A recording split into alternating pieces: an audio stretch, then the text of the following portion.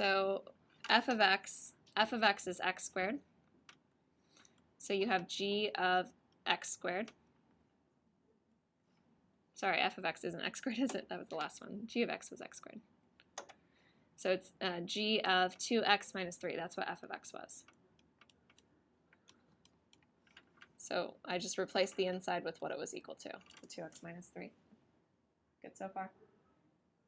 Okay, so if we had g of 7, you would go and look at the g function, which is x squared, and you would replace x with 7. Okay, so I don't have g of a number, I have g of this variable thing. So I'm going to take that 2x minus 3, and I'm going to replace the x with the 2x minus 3. So I'm going to have 2x minus 3 is being squared. Okay, you guys can leave it like that, but usually when we see something squared like that, we'll FOIL it out. So let's FOIL. So if you need to see 2x minus 3 written next to each other, you can do that. So your first terms are 2x times 2x, it's 4x squared. My outer terms are negative 6x, and my inner terms are negative 6x, so negative 12x when you combine them. And my last is plus 9.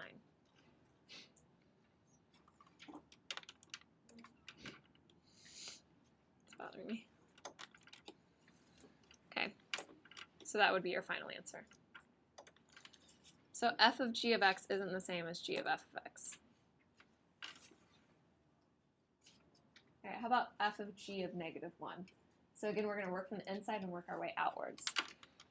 Okay, so if I have f of g of negative 1, I need to find g of negative 1.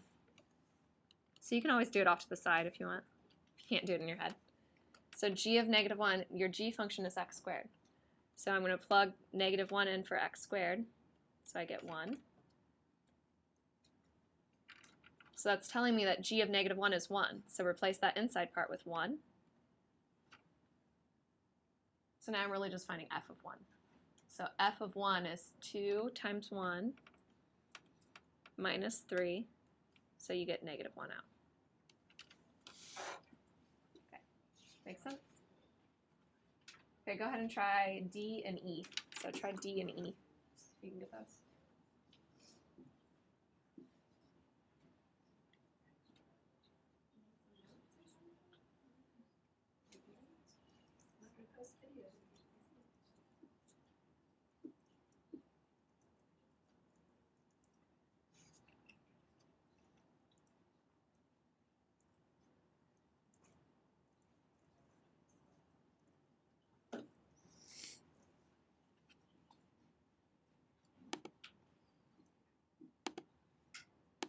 Alright, so most of you guys got it when I was walking around.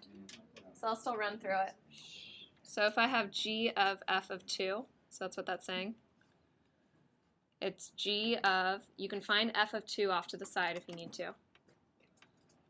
So f of 2 is plugging 2 into your f function. So 2 times 2 minus 3.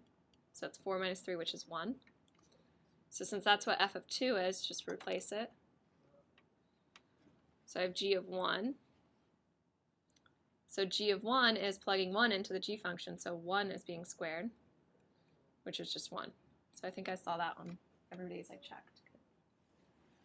All right, and then f of 3. Okay, so that's not a typo. It looks a little weird. It's not one that you usually see. But you can find f of 3.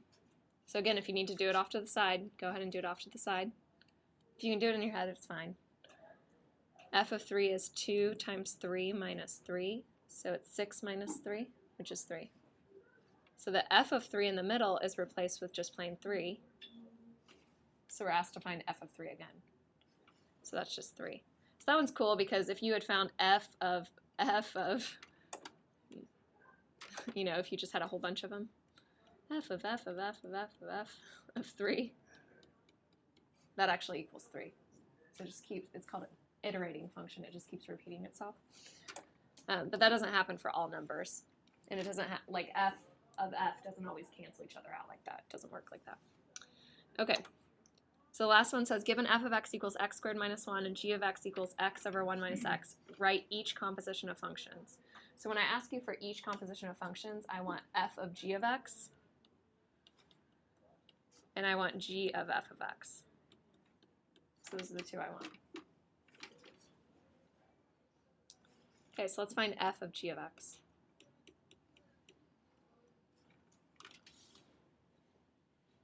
So f of g of x is f of, work from the inside out, so replace g of x with what it's equal to. So x over 1 minus x. Okay, so this is saying in the f function, so look at your f function.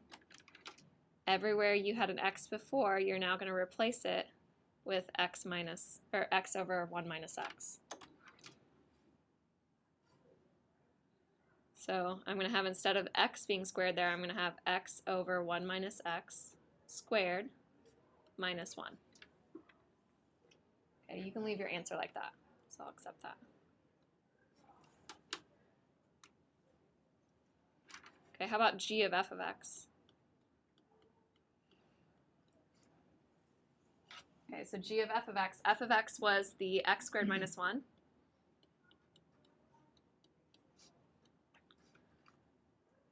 So in my g function, I'm going to replace all my x's with x squared minus 1. So I had an x on top and an x on the bottom. Okay, so now I have x squared minus 1 all over 1 minus x squared minus 1.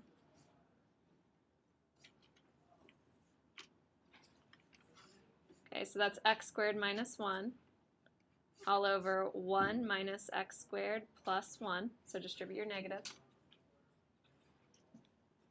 So the bottom, there's 1 plus 1, so 2. So it's x squared minus 1 over 2 minus x squared.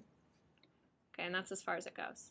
So a lot of people in the other class were saying, well, isn't the top the difference of two squares? Don't I need to factor the top and the bottom?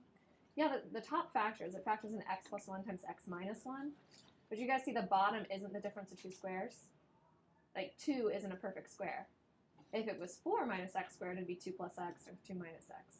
But that denominator doesn't factor. So you can just leave it like it is. Yeah, Raja? Do you want us to evaluate f of 2x? F of 2x? Did I ask for something? The first one. I don't know which one you're... I mean, like, in that one. Oh, like f of x? Is that what you're saying? No. This one. Wait, which one? Yeah. Like, we don't. Oh, like to expand the top? Yeah, like in this original one. He's asking, do I want to see this simplified? We haven't done a lot with rational functions yet, but you could square the top and you could square the bottom. So it'd be 1 minus 2x plus x squared. And you could even get common denominators. Like you could combine your two fractions. But I'm not going to make you guys do that. So we'll get to that stuff later on. But you can just leave it in that unmultiplied form, I guess. Okay. So any questions on any of that?